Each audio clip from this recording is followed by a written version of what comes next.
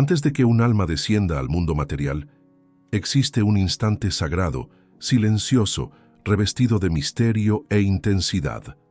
Es en ese plano invisible, al que pocos acceden en vigilia, donde se toman las decisiones más trascendentales de una existencia.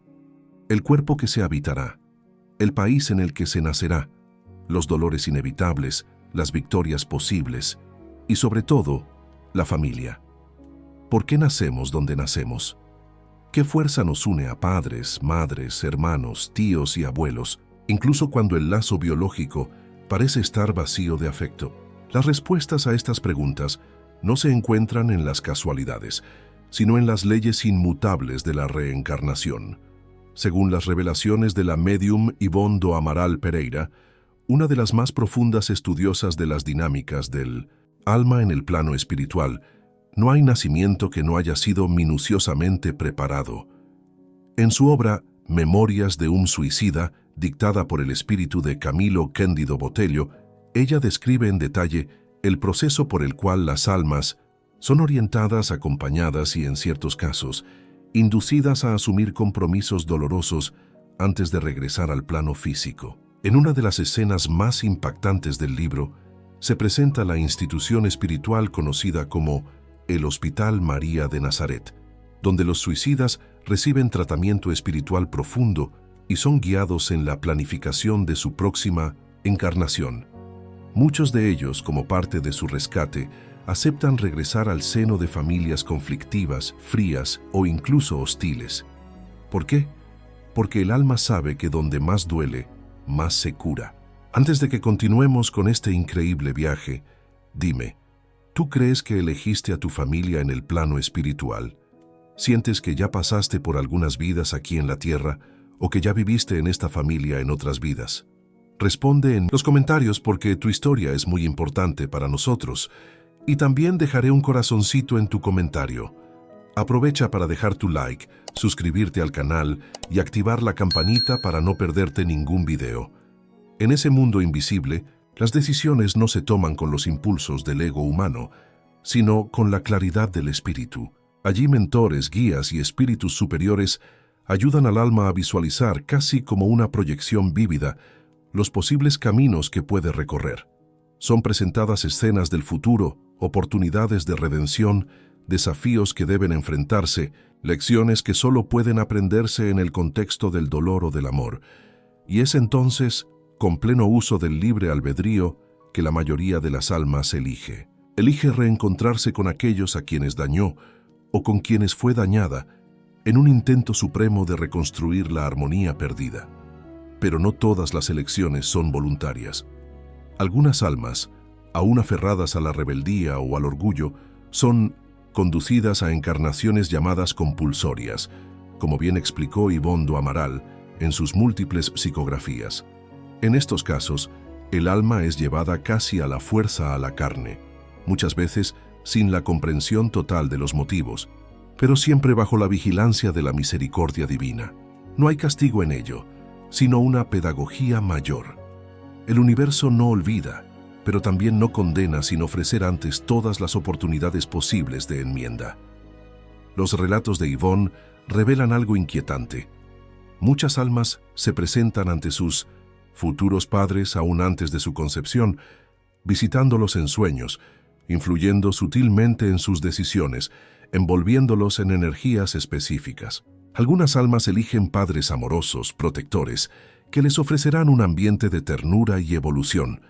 Otras, sin embargo, optan por venir a través de madres ausentes o padres violentos, como forma de aprender, soportar y finalmente trascender. Es un misterio que choca con nuestra lógica terrenal. ¿Por qué alguien elegiría nacer donde no será amado?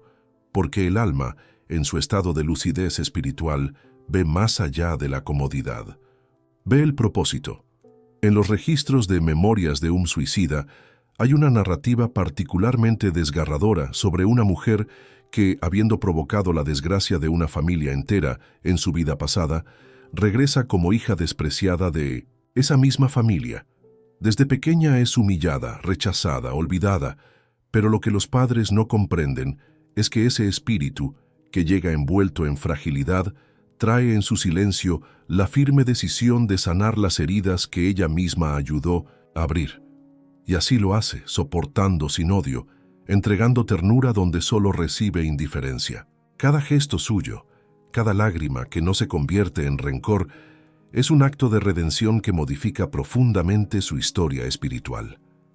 Las elecciones del alma son, por tanto, pactos silenciosos, pactos antiguos, firmados más allá del tiempo. En muchas reuniones en el plano espiritual, mediadas por espíritus como los que Yvonne describe, se decide también la posición de cada alma en el núcleo familiar, quien será madre, padre, hijo o hermana. Todo sigue una lógica de reparación y aprendizaje. Una madre que hoy cuida con devoción a su hijo enfermo puede haber sido salvada por él en otra vida. Un hermano que nace con deficiencias mentales puede estar siendo sostenido por el amor que fue negado en una existencia anterior.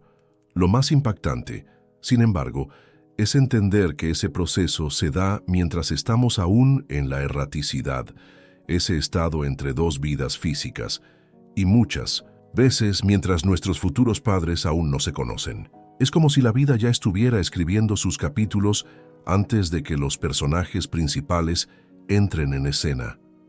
Según relatos espirituales transmitidos por Yvonne, en ese intervalo, las almas estudian las implicaciones de cada decisión, visualizan las emociones que experimentarán e incluso pueden prever la duración aproximada de su paso por la tierra. Es una planificación compleja, precisa y profundamente espiritual.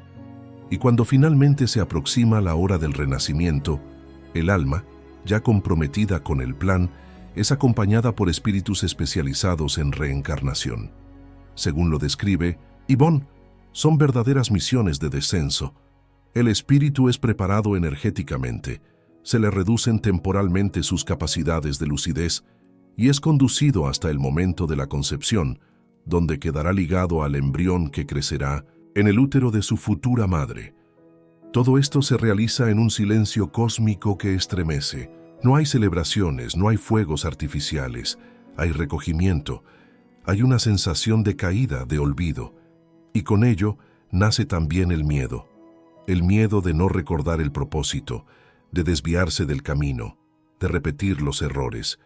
Pero aún así el alma acepta porque confía, porque sabe que la familia que está a punto de abrazarla, aunque lo haga con brazos cerrados o llenos de espinas, será el terreno fértil para que sus raíces espirituales crezcan hacia la luz. Y así comienza una nueva historia.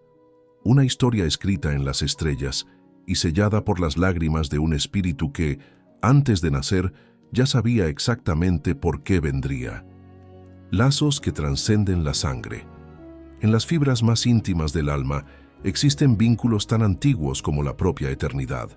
No se forjan en un apellido compartido ni en el lazo sanguíneo de una genealogía. No, se entrelazan mucho antes de cualquier nacimiento, en los espacios invisibles donde las almas se reconocen, se aman, se hieren y, sobre todo, se prometen reencontrarse. Son los lazos espirituales, aquellos que trascienden las paredes del hogar físico y que nos unen a personas con las que muchas veces no compartimos ni una sola gota de sangre en esta existencia. Allan Kardec, en su monumental obra El libro de los espíritus, nos advierte sobre esta verdad con la claridad de quien recibió las respuestas directamente del mundo invisible. Los espíritus forman, en el espacio, grupos o familias, unidos por la simpatía y por los fines que se proponen. Estos espíritus se reúnen por afinidad, por atracción magnética, por sintonía moral. Esta revelación espiritual nos abre los ojos a una comprensión más profunda de lo que realmente es una familia. ¿Cuántas veces en esta vida sentimos un amor inmenso por alguien que no comparte nuestro hogar? ¿Y cuántas veces, dentro del mismo techo, experimentamos indiferencia, rechazo o incluso odio? La familia espiritual no siempre coincide con la biológica. Hay padres que crían hijos que no son sus verdaderos afines espirituales, y hay madres que, aún sin parir, aman con una intensidad que brota directamente del alma. Esos vínculos son antiguos, vienen de otras vidas, de otras luchas, de pactos sellados en lágrimas o en sangre, en promesas incumplidas o en rescates que aún están por consumarse. Allan Kardec lo explica con lucidez en el capítulo 14 de El Evangelio según el Espiritismo, cuando habla de la parentela corporal y la parentela espiritual. Según los espíritus superiores, muchas veces los miembros de una misma familia corporal no están unidos espiritualmente y en cambio otros, completamente extraños según el registro civil, son más hermanos del alma que aquellos nacidos de la misma matriz. En una de las notas más conmovedoras del libro, se dice que los verdaderos lazos de familia no son los del cuerpo, sino los del alma. Esta afirmación, aunque pueda parecer desconcertante a los ojos del mundo, representa una llave para comprender por qué tantos dramas familiares se repiten generación tras generación. La sangre por sí sola no une ni justifica. Lo que une es el pasado espiritual compartido, las deudas, las afinidades, los compromisos. Muchos de nosotros, antes de renacer, somos conducidos por mentores espirituales a contemplar una especie de mapa vibracional, donde están representadas las almas con las que necesitamos convivir. No todas esas almas están en nuestra futura familia biológica. Algunas estarán en nuestro camino como amigos, otras como enemigos, otras más como amores imposibles o maestros imprevistos. Y, lo más doloroso, algunas de esas almas que hoy nos aman, no podrán acompañarnos dentro del círculo de la familia carnal, y eso es parte del plan, porque una encarnación no lo abarca todo. Lo que no se vivió juntos ahora, se vivirá después, en otro tiempo, en otro cuerpo, bajo otras circunstancias. Hay relatos impactantes de espíritus que suplicaron, antes de reencarnar, poder convivir nuevamente con almas amadas, aunque fuera como vecinos, como colegas de trabajo, o incluso como personas fugaces que pasan por nuestra vida y dejan una marca indeleble. En El cielo y el infierno, Kardec narra historias de espíritus que, al desencarnar, descubren que lazos aparentemente fríos en vida eran, en verdad, profundos compromisos kármicos, donde cada parte estaba cumpliendo un papel específico en la evolución del otro.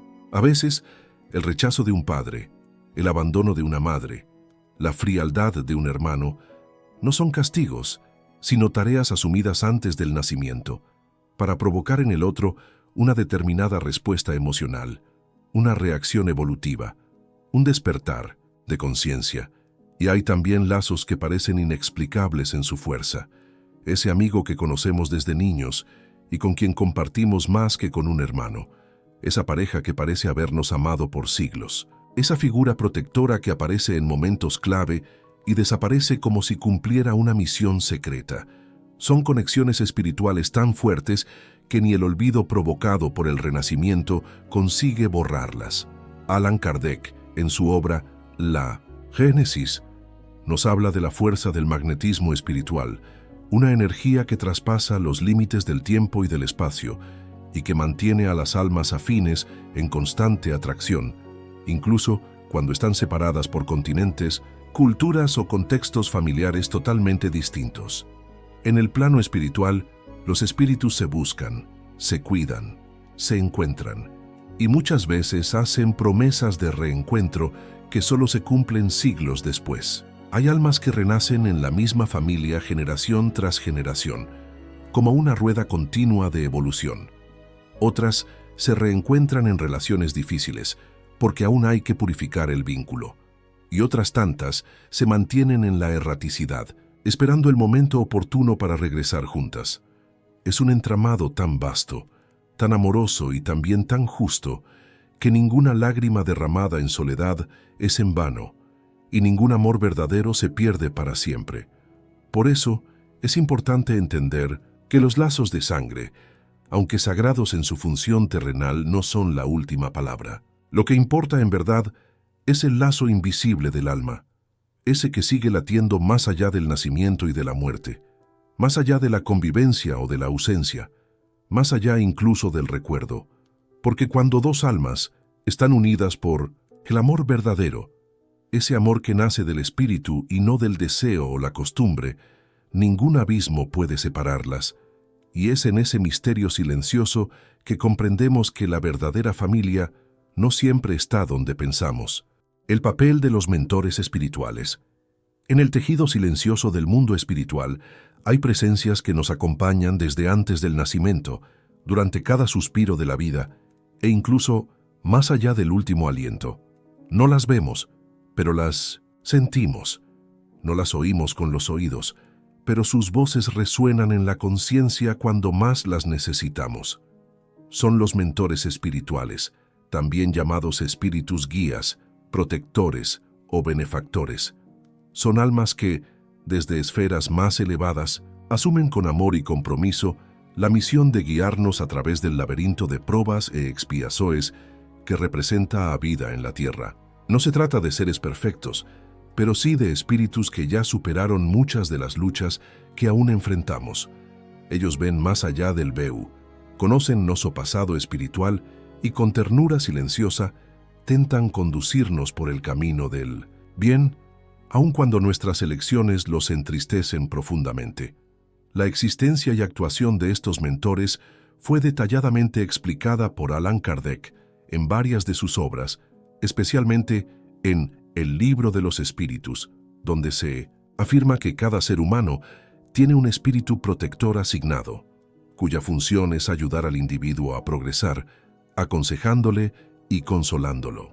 Sin embargo, uno de los relatos más conmovedores y profundos sobre estos guías se encuentra en los trabajos del médium español José María Fernández Colavida, pionero del espiritismo en lengua castellana.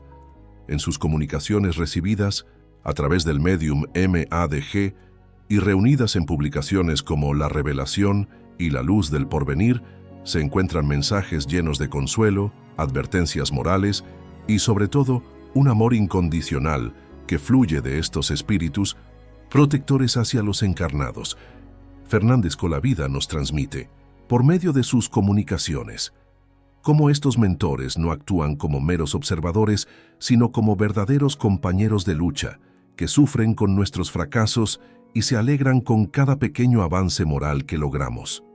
Muchos de ellos nos conocen desde existencias anteriores y aceptaron voluntariamente acompañarnos una vez más, incluso sabiendo que podrían ser ignorados, malinterpretados o incluso rechazados por nosotros.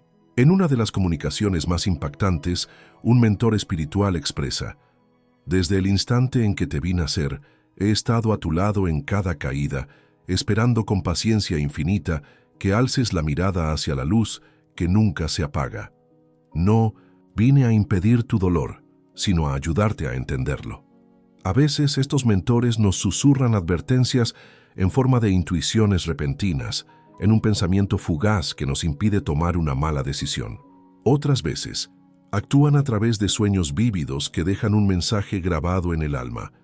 Pero sobre todo, su labor más constante es silenciosa.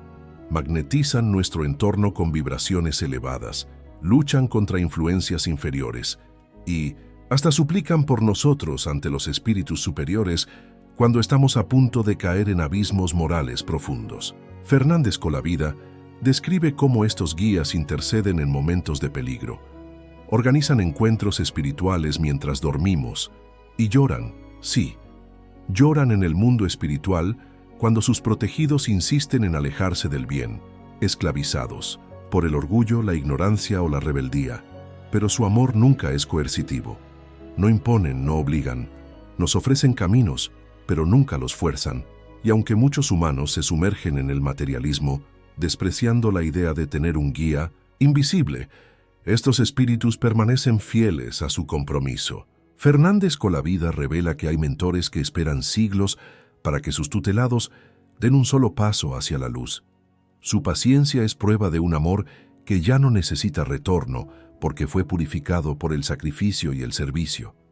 Estos guías no siempre actúan solos. Según los relatos espirituales recogidos por Colavida, existen verdaderas fraternidades espirituales, compuestas por grupos de espíritus unidos en propósito, que colaboran entre sí para proteger, inspirar y sostener a quienes encarnan en la tierra.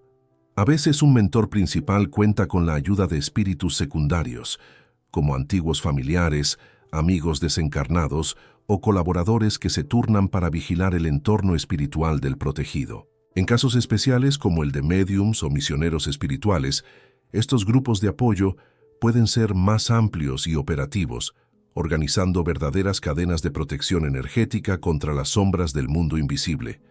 Y hay momentos en que el lazo entre el mentor y su tutelado es tan profundo que el guía espiritual es autorizado a manifestarse más intensamente, provocando cambios emocionales, repentinas tomas de conciencia o incluso sanaciones físicas. En La luz del porvenir, Colavida recoge la historia de un joven que, al borde del suicidio, fue socorrido por su guía espiritual a través de una intervención energética tan intensa que su percepción de la vida cambió en cuestión de horas. El joven, sin saber por qué, sintió una paz inexplicable, un deseo de vivir, y más tarde, durante una sesión mediúmnica, supo que su mentor había rogado de rodillas ante los espíritus superiores para que se le permitiera salvar a su amado protegido. Cada ser humano camina acompañado. Incluso los más endurecidos por el mal tienen cerca de sí una voz que aún los llama, aunque sea desde lejos, y aunque esa voz sea silenciada por el ruido del mundo, ella nunca se apaga, porque en los recovecos más oscuros de la existencia siempre hay una chispa invisible, el pensamiento de un mentor, la vibración de su esperanza, la caricia de su energía, que sigue creyendo en nosotros, incluso cuando ya hemos dejado de creer. Reencarnaciones compulsorias y desafíos familiares. Hay momentos en que el alma no tiene voz en su retorno. No escoge el lugar, ni el cuerpo, ni la familia que la recibirá. Simplemente regresa, y lo hace por una ley superior que no admite demora. Es la reencarnación compulsoria, una de las facetas más impactantes y menos comprendidas del proceso reencarnatorio. A diferencia de las encarnaciones planificadas, donde el espíritu participa activamente del diseño de su nueva vida, las compulsorias se imponen como recurso extremo, cuando la criatura ha postergado indefinidamente su responsabilidad espiritual. Son los casos en que el alma, envuelta en el egoísmo, en el odio persistente o en la fuga del deber, rechaza sus compromisos kármicos. Es entonces cuando los mentores del plano mayor, en un acto de profunda misericordia, autorizan su retorno forzoso al cuerpo físico, no como castigo, sino como terapia urgente del alma en ruinas. Divaldo Franco, en su vasta obra mediúmnica, especialmente en las psicografías dictadas por el espíritu Johanna de Angelis, nos introduce a las profundidades morales de estas reencarnaciones forzadas. En el libro Después de la tormenta, Johanna revela que hay espíritus tan impregnados por el rencor o el desequilibrio que llegan a rechazar múltiples oportunidades de reparación. En esos casos, se agotan los recursos del libre albedrío y la ley de progreso actúa sin demora, colocando al alma nuevamente en el útero materno, aún en medio del torbellino interno que la consume. Es una caída silenciosa, sin planificación consciente, sin diálogo amoroso con los mentores. Solo el destino, como un reloj cósmico, marcando el momento exacto de regresar. Y muchas veces, esa alma es colocada en una familia hostil, en un entorno impregnado de las mismas vibraciones que ella generó en existencias anteriores. No como venganza, sino como espejo, como un reflejo nítido de sí misma. Un espíritu que cultivó la violencia puede renacer entre gritos, miseria y abandono. Quien sembró el desprecio puede despertar a la vida en un hogar donde no será esperado, donde el rechazo será su primera experiencia. Y no es que el universo sea cruel, es que la sabiduría divina, en su infinita pedagogía, utiliza cada circunstancia como una herramienta precisa de redención. Divaldo Franco también narra, en conferencias públicas y relatos recogidos en 1950, obras como Reencarnación y Vida, cómo algunos espíritus regresan con perturbaciones mentales severas o limitaciones físicas marcadas como resultado directo de su resistencia a la ley. Muchos de ellos han pasado siglos en regiones umbralinas, alimentando odios, reviviendo escenas traumáticas, negándose al perdón y a la autocompasión. Esos espíritus, Al reencarnar compulsoriamente, muchas veces lo hacen bajo una especie de anestesia espiritual, un velo más denso que el habitual que reduce sus capacidades cognitivas en la vida física. Renacen con deficiencias, con mutismo, con parálisis, no como castigo, sino como medida terapéutica, impidiendo que su mente desequilibrada reproduzca en la tierra las mismas sombras que los consumieron en el plano espiritual. En estos casos, la familia que los recibe suele formar parte del mismo núcleo de deudas mutuas. Padres que abandonaron hijos en otras vidas, hoy reciben esos mismos espíritus como hijos necesitados de amor y cuidado. Hermanos que se odiaron mortalmente, hoy comparten el mismo techo, la misma mesa, la misma historia, y muchas veces ni siquiera comprenden por qué se repelen tanto. Sienten una aversión instintiva, una rabia silenciosa que se oculta detrás de gestos cotidianos. Son reencuentros sin memoria consciente, pero cargados de resonancias emocionales del pasado. Cada abrazo que no se da, cada palabra que duele, cada silencio lleno de tensión, todo forma parte del guión reencarnatorio compulsorio que el alma necesita transitar para liberarse de sí misma. Uno de los casos más impactantes que Divaldo compartió en una de sus conferencias ocurrió durante una visita a un hospital psiquiátrico en Salvador, Bahía. Allí una joven con un grave trastorno mental fue identificada por un espíritu benfeitor como una antigua sacerdotisa egipcia que había utilizado su poder para manipular y destruir vidas enteras. Tras rechazar múltiples oportunidades de arrepentimiento en el plano espiritual, fue finalmente llevada a la reencarnación compulsoria en un cuerpo frágil, con limitaciones severas, como único medio para detener el ciclo de odio y desequilibrio que ella misma había alimentado por siglos. Su familia actual, desconectada emocionalmente de ella, era parte de ese antiguo escenario de abuso de poder, donde hoy las víctimas y victimarios se reencuentran, no para continuar la guerra, sino para silenciarla en el lenguaje silencioso del cuidado. La reencarnación compulsoria no siempre se da en escenarios de miseria o abandono. A veces ocurre en hogares aparentemente funcionales, donde la apariencia de armonía encubre luchas internas profundas. Un hijo que jamás consigue conectar emocionalmente con sus padres. Un hermano que vive aislado dentro de la misma casa. Una madre que siente una inexplicable repulsión por el hijo que dio a luz. Situaciones dolorosas, a menudo escondidas tras la fachada de una vida normal.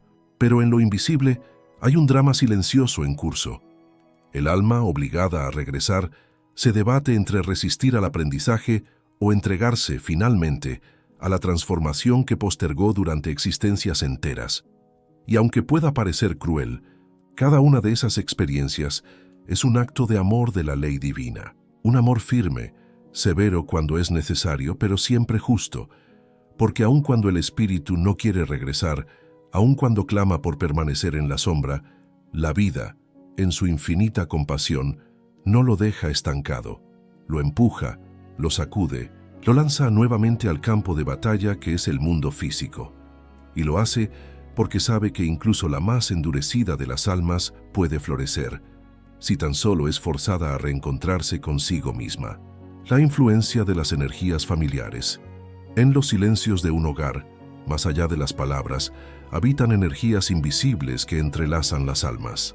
Cada familia, cada estructura doméstica, es una amalgama de fluidos mentales, vibraciones, emocionales, egrégoras creadas por siglos de convivencias repetidas. En este campo magnético afectivo, los espíritus reencarnados se conectan como imanes espirituales, atraídos por deudas no resueltas, afinidades profundas o lecciones urgentes que ya no admiten más postergación. Pero lo que muchos ignoran es que esas energías familiares no son neutras. Ellas influyen, moldean y hasta condicionan el recorrido del alma encarnada. Chico Xavier, a través de la psicografía de André Luis, reveló en obras como Nuestro Hogar, Entre la Tierra y el Cielo y Misioneros de la Luz, cómo las vibraciones del hogar son capaces de alterar el campo periespiritual de sus habitantes. André Luis narra con detalles impresionantes como el pensamiento de cada miembro de la familia, sus dolores no sanados, sus resentimientos silenciosos, sus miedos profundos y sus antiguas heridas forman una especie de nube psíquica que envuelve la casa. Esa atmósfera sutil, invisible a los ojos físicos, es sentida por los encarnados de forma inconsciente, en forma de cansancio constante, conflictos repetitivos, irritabilidad sin causa o incluso enfermedades físicas de origen desconocido. Para los espíritus más sensibles, esa neblina energética es como una prisión emocional, drenándoles las fuerzas y dificultando su evolución. Sin embargo, esa influencia no ocurre por casualidad. Cuando el alma elige, o se le asigna, renacer en determinada familia, también asume el desafío de interactuar con esas energías. Muchas veces, el espíritu es lanzado precisamente en el núcleo donde vibra el dolor que él mismo causó en otras existencias. Es como si el universo lo colocara dentro de la tormenta que él mismo generó, para que aprenda a serenarla.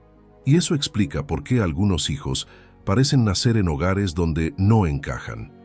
Son diferentes, demasiado sensibles, muy callados o tienen inclinaciones que no se explican por la genética. La respuesta está más allá de la materia. Están allí para transformar la energía del clan familiar. No vinieron a repetir el patrón, sino a romperlo. Chico Xavier nos muestra, especialmente en Acción y Reacción, que esas energías también son alimentadas por espíritus desencarnados que aún gravitan alrededor de las familias. Espíritus obsesores, exparientes, antiguos enemigos o víctimas del pasado colectivo de ese linaje familiar. Permanecen conectados por hilos de odio, culpa o dolor, manteniendo vivas las vibraciones negativas en el ambiente. En muchos casos, los propios espíritus reencarnantes piden, antes de nacer, permiso para ayudar en el rescate de esos obsesores, asumiendo la tarea de rescatar antiguos karmas mediante la convivencia con esas entidades. Esto puede manifestarse a través de enfermedades psíquicas, adicciones, tendencias autodestructivas o trastornos de comportamiento. Todos reflejos de influencias espirituales que respiran en las paredes del hogar, alimentadas por las emociones, desequilibradas de quienes allí habitan. El espíritu reencarnado siente, desde el vientre, la densidad energética de la familia. La ciencia espiritual nos enseña que durante la gestación el feto ya comienza a interactuar con el campo vibracional de la madre, y por medio de ella absorbe toda la psicosfera del hogar. Si hay desarmonía constante, agresiones verbales, angustia, miedo o desesperación, esas vibraciones penetran lentamente en el periespíritu del bebé en formación, moldeando incluso su patrón neurológico y comportamental. En contrapartida, cuando el hogar está equilibrado, cuando el amor predomina incluso ante las dificultades, el alma que llega recibe una especie de bálsamo energético que la fortalece para los desafíos que vendrán. Chico Xavier, en Innuasi, los dominios de la mediumnidad, describe también cómo el ambiente familiar puede volverse un verdadero templo de curación o un campo de batalla invisible. En los hogares donde predomina la oración, la lectura edificante y la disciplina emocional, se forma una luz vibratoria tan intensa que repele espíritus inferiores y ayuda incluso a regenerar células enfermas. En cambio, en casas donde el odio, los celos, la envidia o la mentira circulan libremente, se forma una neblina densa, casi palpable para los médiums clarividentes, donde los buenos espíritus no logran permanecer. En esos hogares, el sufrimiento espiritual se amplifica, al punto de generar tragedias, suicidios, crisis y desintegraciones familiares aparentemente inexplicables. Pero todo es efecto de la energía que allí fue cultivada. Muchos de los dramas familiares más intensos, hijos que no aceptan a sus padres, padres que rechazan a sus hijos, hermanos que se odian, tienen origen en ese entramado de energías, acumuladas por generaciones, y cada reencarnación es un intento de la ley mayor de purificar ese campo vibracional. Chico Xavier relata en varios mensajes espirituales que hay familias que están conectadas desde hace siglos, repitiendo los mismos errores, intercambiando papeles, pero siempre enfrentando los mismos dolores. Un espíritu que ayer fue padre, autoritario, hoy renace como hijo rebelde. La hija que fue rechazada hoy retorna como madre negligente. Y así, la trama se entrelaza hasta que alguien decida, por fin, perdonar, amar, acoger y entonces romper el ciclo. Es dentro de esa red energética que el alma necesita navegar. No basta con nacer. Es necesario reconocer la misión invisible de transformar el ambiente donde se está. Algunos espíritus llegan como pequeñas luces en medio de la oscuridad. Otros son lanzados en familias donde todo el campo vibracional está contaminado y su propia supervivencia emocional ya es un acto heroico. Pero lo que la espiritualidad superior deja claro, a través de los mensajes psicografiados por Chico Xavier, es que ninguna alma está sola. Aunque la casa parezca oscura, aunque los corazones a su alrededor estén endurecidos, el espíritu comprometido con el bien siempre tendrá auxilio invisible. Y aún en la más densa oscuridad familiar, siempre habrá una llama esperando ser encendida. El propósito mayor de la familia. En los corredores silenciosos de la vida, donde las decisiones humanas se cruzan con los designios espirituales, la familia surge como una arquitectura sagrada, no solamente como vínculo de sangre, sino como una alianza eterna, tejida desde antes del nacimiento, que se extiende más allá del sepulcro. La familia no es un accidente biológico ni una simple coincidencia emocional. Es una escuela del alma, un taller de redención y, sobre todo, un altar donde el espíritu se prueba, se purifica y se prepara para servir a un propósito mayor que él mismo. Las enseñanzas del médium Chico Xavier, especialmente en obras como Los Mensajeros y Misioneros de la Luz, revelan que antes de la encarnación, el espíritu participa activamente en la elección del núcleo familiar. No es una elección ciega, es un acto de profunda conciencia, donde el alma visualiza su futuro cuerpo, su hogar, sus desafíos y, sobre todo, las almas con las que compartirá la jornada. En ese escenario preencarnatorio, muchas veces se negocian reencuentros kármicos con espíritus con los que se vivieron grandes tragedias, pactos de perdón, promesas de protección e inclusive compromisos de guiar y sanar generaciones inteiras. Pero este propósito no se cumple en la superficie de la convivencia. Él se revela en el cruce de emociones intensas, en las crisis familiares, en los silencios que duelen y en los sacrificios que se hacen sin esperar reconocimiento. Porque cada familia encierra, detrás de la fachada cotidiana, un drama espiritual que se desenrolla en silencio. Un hijo con discapacidad, un hermano que lucha contra las drogas, una madre que enfrenta la depresión, un padre ausente o agresivo. Todos estos actores del drama humano están en realidad encarnando papeles profundamente significativos dentro del guión divino del despertar espiritual.